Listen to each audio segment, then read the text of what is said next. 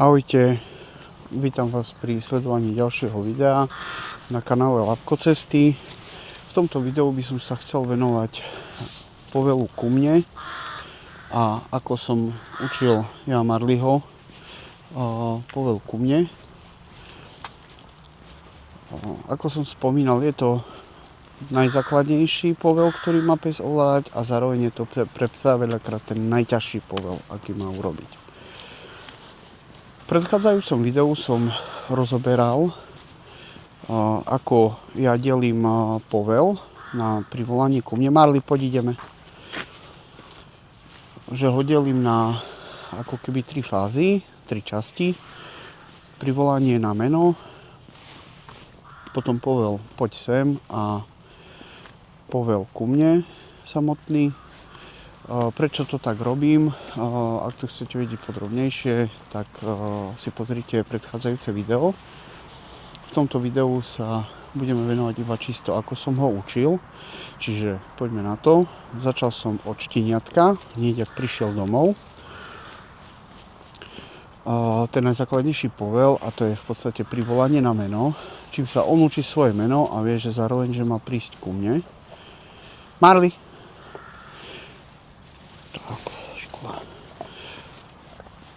Doma prišiel ku mne, dostal odmenu, pomojkal som ho a pes si odišiel kam potom chcel. Riešil si, čo chcel. Poď. Cvičiť samotný povel ku mne sme začali, až keď lepšie zvládal privolanie na meno.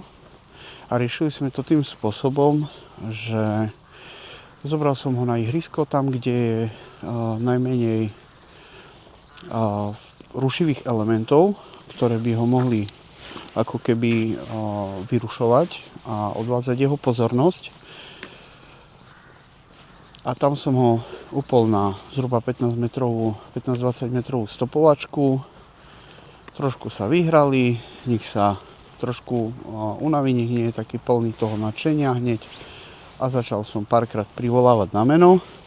Keď mi pekne prichádzal na meno, tak potom som postupne k tomu začal pridávať aj ku mne. Ku mne. Marli, ku mne!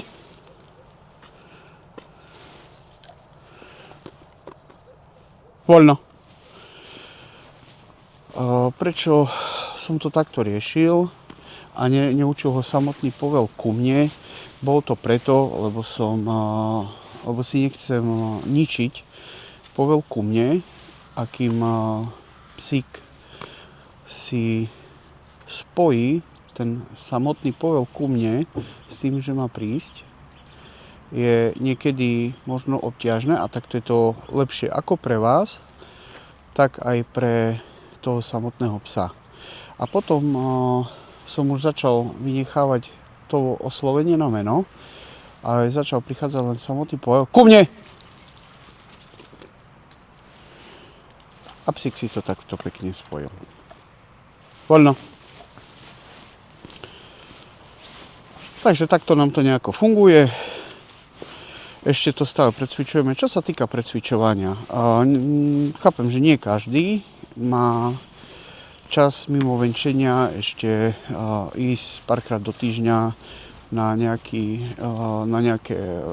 ihrisko, cvičak a podobne, kde to s ním bude cvičiť. Preto ja osobne to s ním stále cvičím čakaj pomaličky. Pri každej jednej vychádzke si prechádzame tieto povely. Riešime to formou hry a tým pádom to tak nezaťažuje ani psychicky, ani fyzicky. Počkaj sa ti. No poď. Si sa zamotal do vodítka. No. Takže my riešime to takto. Ak to niekto z vás rieši inak, budem rád, keď mi dáte vedieť do komentára. Budeme radi za každý like, zdieľanie a odber. Tak vám ďakujem pekne za pozornosť, uvidíme sa pri ďalšom videu. Ahojte.